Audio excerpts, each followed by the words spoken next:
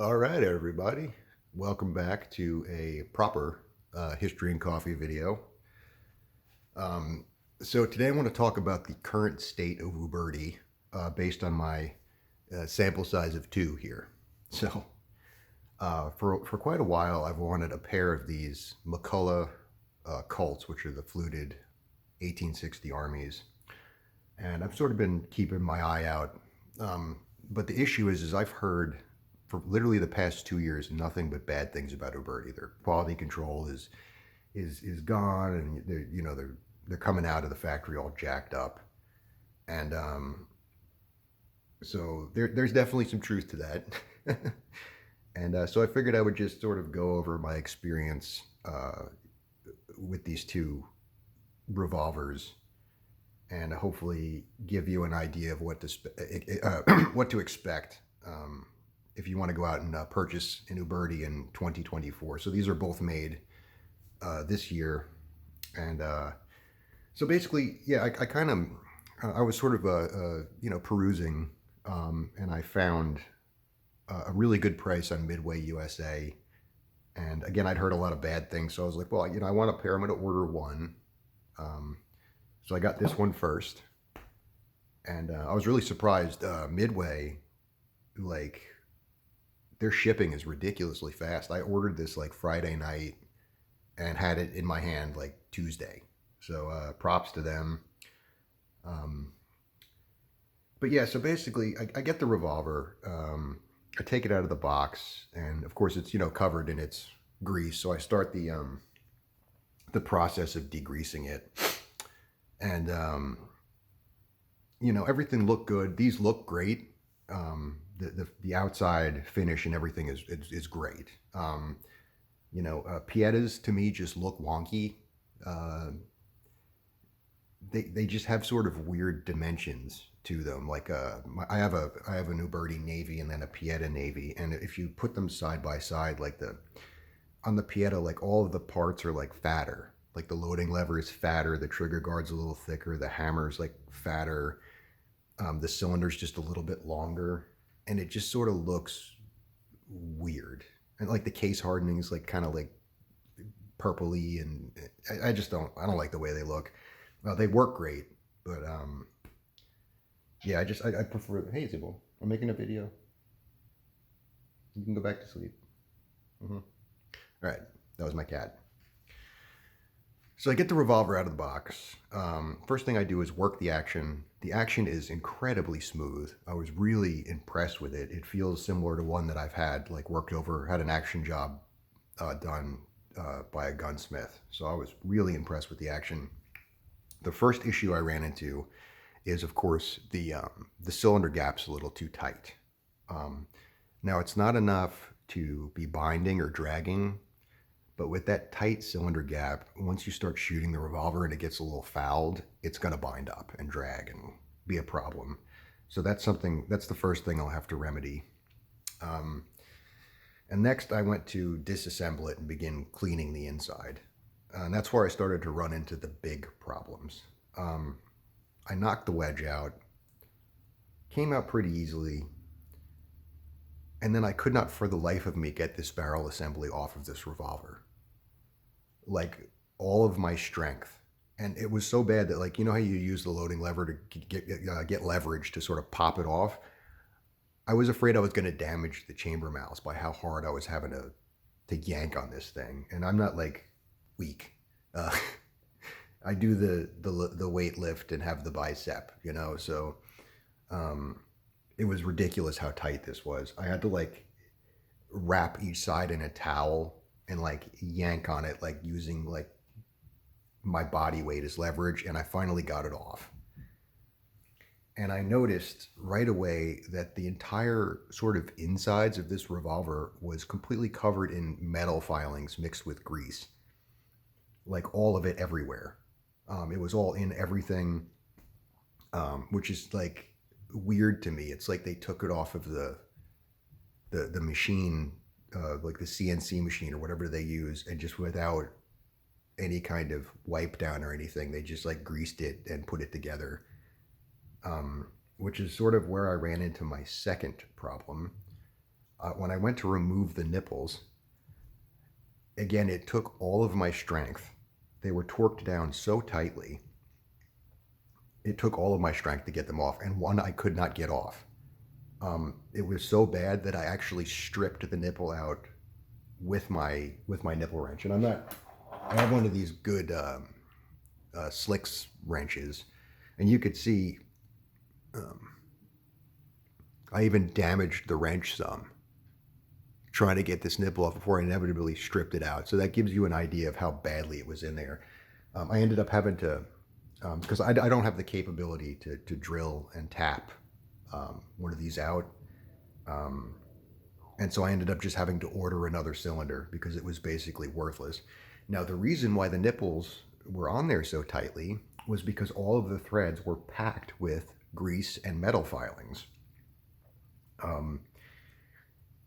To the point where I don't think a human being put the nipples on this gun. I think that some sort of machine operation is doing it, because a human person would not be able to torque those nipples down that tight with all of that grease and metal filings in the threads.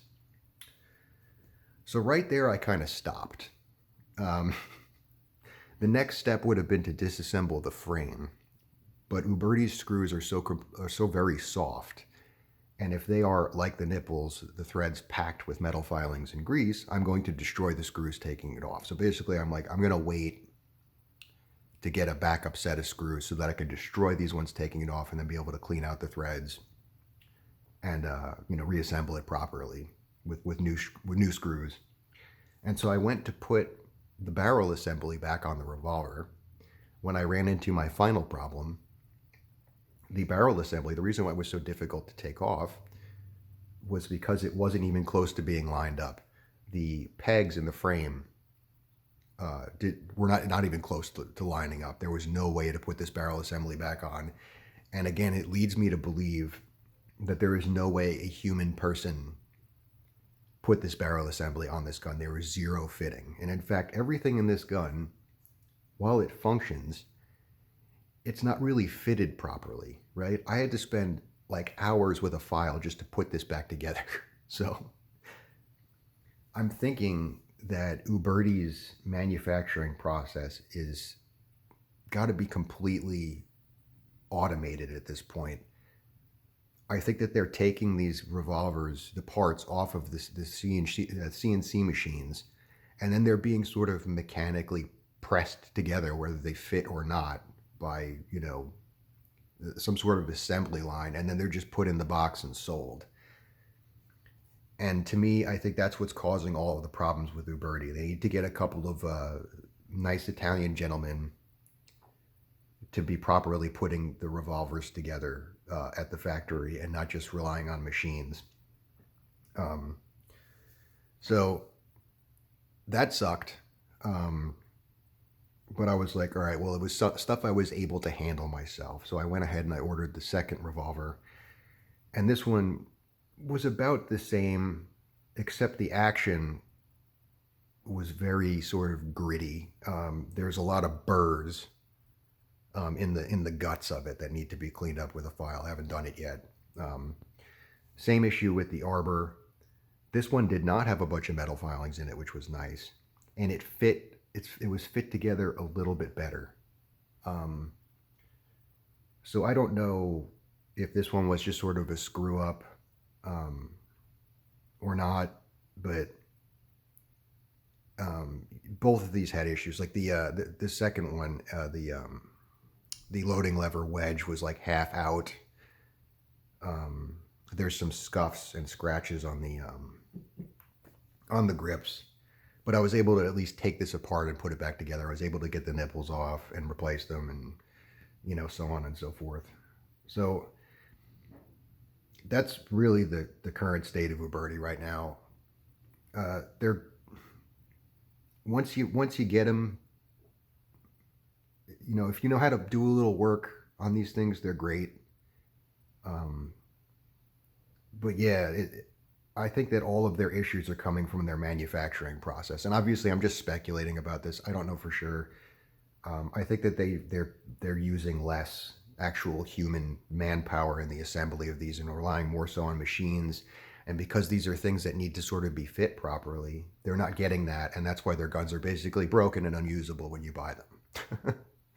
So this one I'd be able to fire right out of the box, but it would be ugly. This one, not at all. I had to file to put it back together and clean all the metal filings out of it, and I had to completely replace the cylinder with the stripped out nipple, which was like another $120 on top of that.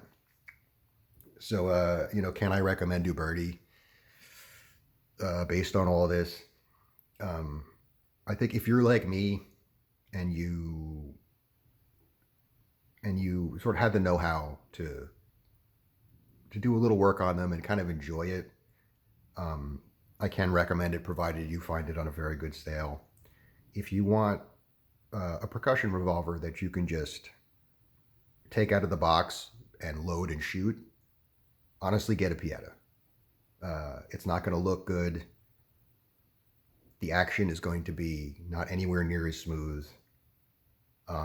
And you're going to be limited to only being able to shoot round balls because of not just the loading lever, but also the twist rate in Pietas is set up specifically for round balls. These are more for conicals. But yeah, just get a Pieta if you're just looking for fun. They're also quite a bit cheaper. So yeah, man, that's the current state of Uberti. Oh, the other thing too is I had heard that these don't load conicals. You have to grind out the loading window to get them to fit. Mike Bellevue has a really good video on it. I only have the Kaito conicals, but they load and fit in here fine, even with the paper cartridge on them. So hopefully that helps. But anyway, yeah, it'll be a different story whenever I get to shoot these. I could tell you more. But yeah, the reason why I've sort of taken a hiatus from making videos is because the next step in this would have been doing some shooting and experimenting with different loads and stuff like that. I wanted to do chronograph and ballistics gel, and the space I had for that is no longer available. So I basically was like, well, I kind of hit a wall and was like, well, I'll take a little break and see if things change. But this was something I could make a video on now. So, and I have some other videos planned, just sort of as an update. I was watching the Waypoint survival videos on like the 30s hobo survival kit, and I have enough stuff to put together sort of like a 19th century Civil War era survival kit. So I was gonna do a video and go through that, and hopefully you guys like it. But yeah, I hope this helps. Hope you enjoyed the video, and glad to be back. And take care.